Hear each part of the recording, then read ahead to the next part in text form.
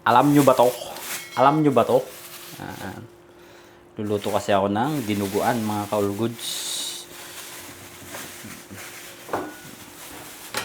Ito, nahiwa-hiwa ko na kaninang umaga. Tapos, ito yung atay.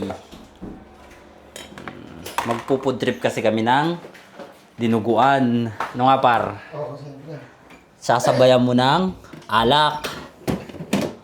Oops, baka malaglag. Sasabayan mo nito. At ito, ayan. Ito para kay Ruel. At ito yung sa amin ni Owen. Red Label, mga ka-all goods. Siyempre, may soft drinks yan. Nandito yung soft drinks yan.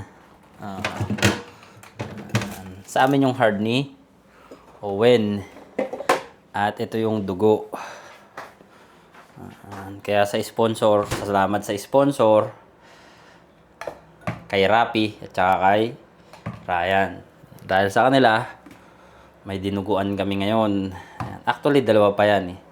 Ito pala yung pangalawa. Doon pa yung isa.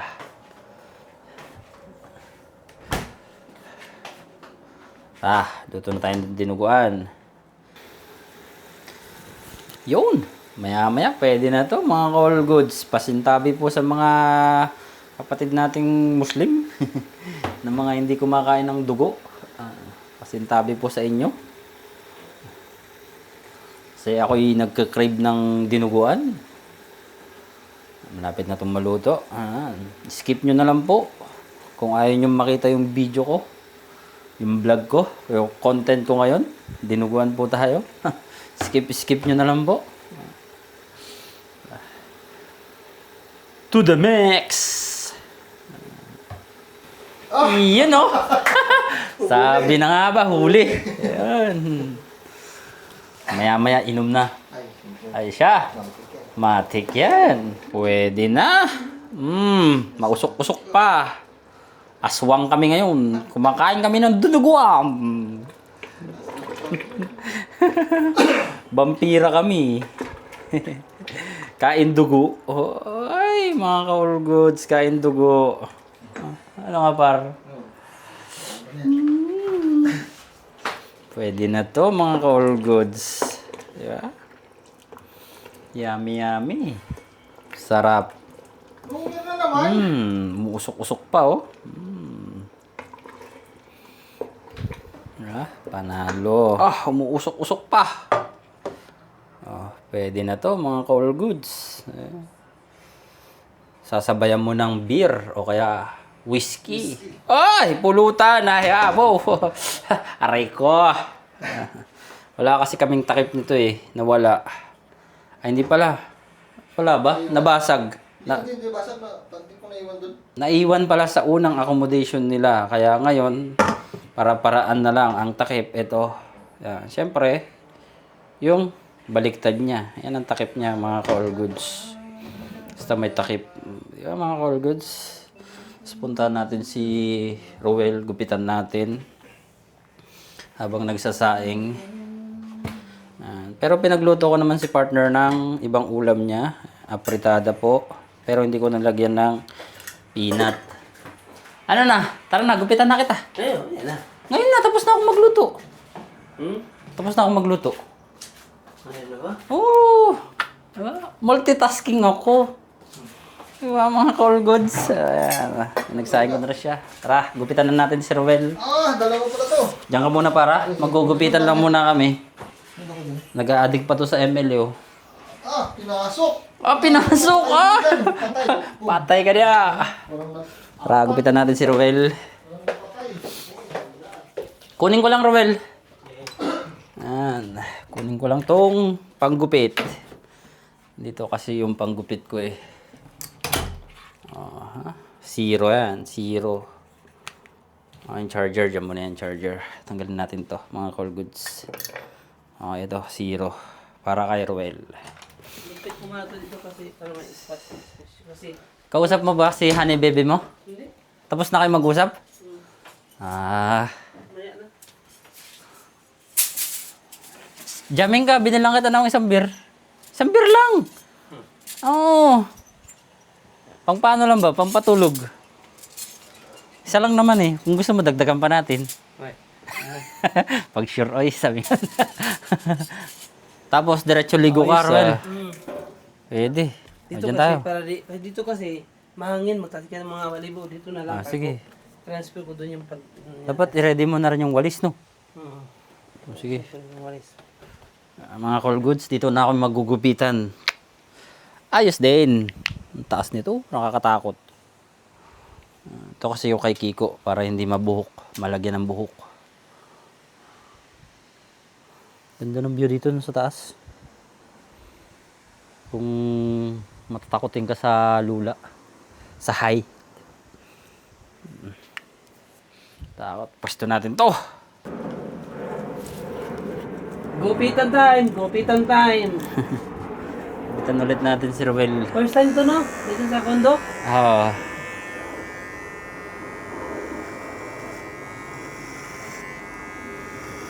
Zero ah. Hmm. Yun. Wow, ang bilis lang.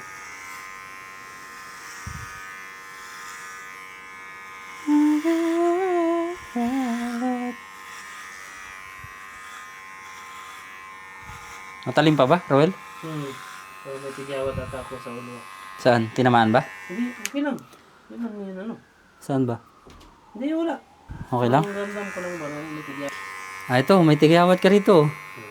Banatan ah. Oh, dahan-dahan lang. Hindi, pwede man yan. Tigawat yun. In love? Tinitigihawat sa ulo? Pikit na lang ha, Roel. Anong oras siya, Ems? Alas 3. Hanggang alas 3 lang siya ngayon. Ah. Hmm. Anong ang gamot na ginanong sa kanya nakalagay sa swero? Oo, sa swero. Kasi ang bilis mo ng effect. Eh, libre naman eh. Ang binayaran lang namin yung gamot. Kasi 80 slot lang yung gamot.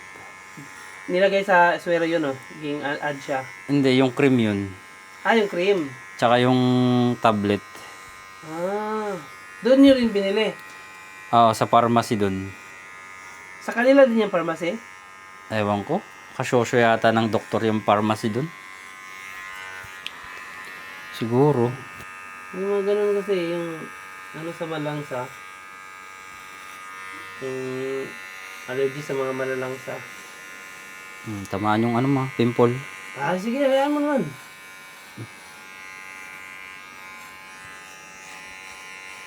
Sabi ko kasi, pag gusto mo magpagupit, magsabi ka lang. Nahiya ka na naman sa akin. Hindi, pag may bilawal ka lang na oras na. Hindi ka naman naiba sa akin. Tropa na tayo. Wherever you go.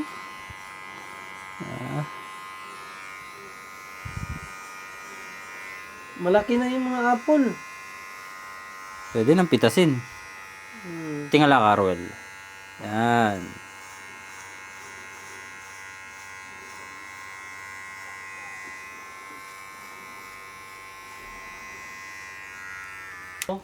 Oh, ngayon wala nang kamatis Wala eh. na eh. Balkon na lang. Balkonin na lang. Ano yung kamatis sa ginamit yun? Tinanim mo taga-butunan or binili nyo? Ano yun? Buto lang yun. Bakit? Kasi, nataka kami ni Par kasi, talagang ang lalaki ng bunga. Kasi, parang ano mo yung imported yun siya nga. Bunga lang yun. Bunga. Ay, bunga. Seed pala, seed. Sorry. Bakit ang iba, ang napansin namin, bakit parang hybrid siya na, di ba pa sa atin sa Pilipinas, pag nagtanim tayo, kaya pangit ng kamatis. Tapos hiniga ko yung kamatis na yun. Hindi yung basta inano mo lang. Di ba nung tumutubo na siya, ihiniga ko siya, tapos binaon ko sa lupa. Yung kalahati ng katawan. Ah, kaya pala di siya parang, kasi pag nakaangat siya, masyado mataas na siya, no? Tapos malambot, tapos masisira. Si Rod ang nagtanim, nagtapon ng buto. Tapos nung sumisibol na, saka ko siya tinaob. Galing din naman sa Bidrongka yun. Quality. Niliping mo lang siya nan? Eh kaso patapos na ang summer. Hindi, okay lang kay autumn pa man. Sa bagay, oto pa. Saka okay lang kahit winter kay dito lang naman sa balcony. Oo.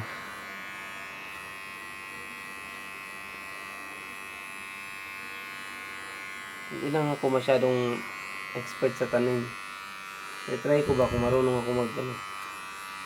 Naano kasi nakakaingit kasi tingnan eh. Nakakatuwa no.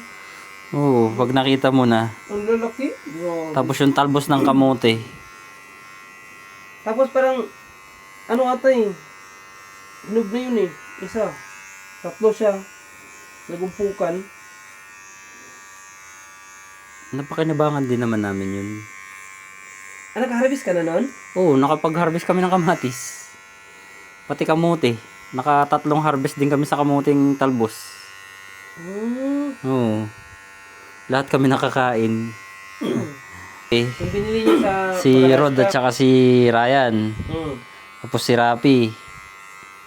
Tapos yun, tinanim dun. Tapos dinidilig-diligan lang namin ni Rapi.